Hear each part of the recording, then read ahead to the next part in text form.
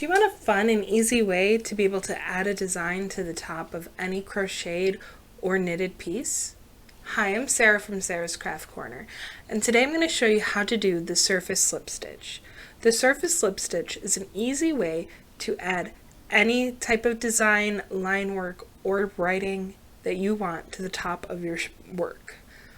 Mostly it is done to crochet as it is a crochet stitch. However, knitters can also value greatly from learning how to do a surface slip stitch. So without further ado, let's get into it.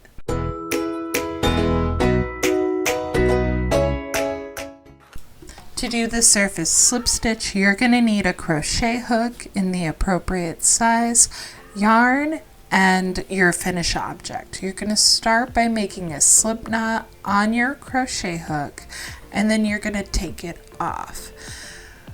We're going to hold the working yarn in the back of our project, which can make it a little difficult to see, but it'll be okay. You're going to insert your hook into the first stitch that you want your slip stitch to come through. And then we're going to place the slip stitch, the slip knot, back onto the hook. And from here, you can either directly pull it through, or I like to make my first slip stitch by yarning over and pulling through the loop and the stitch on the surface.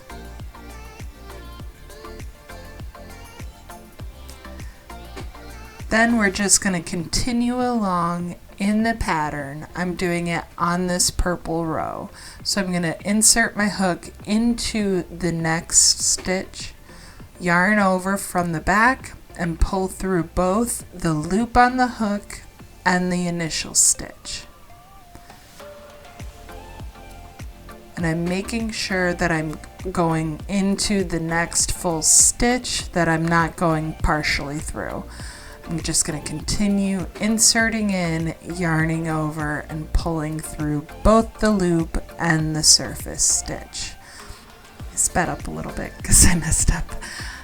And you can see here, you're always holding the working yarn in the back.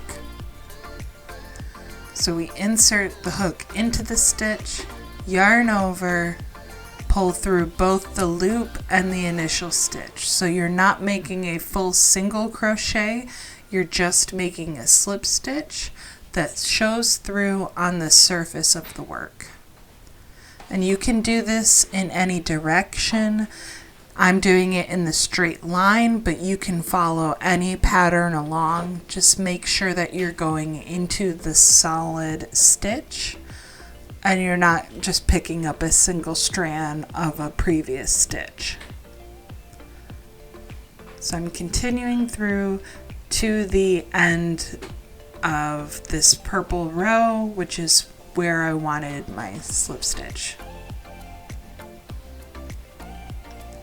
Then once I get to the last one, I'm going to pull my loop a little bit bigger. I'm going to cut my yarn and I'm going to fasten it off by pulling the tail of my working yarn through that loop with the crochet hook.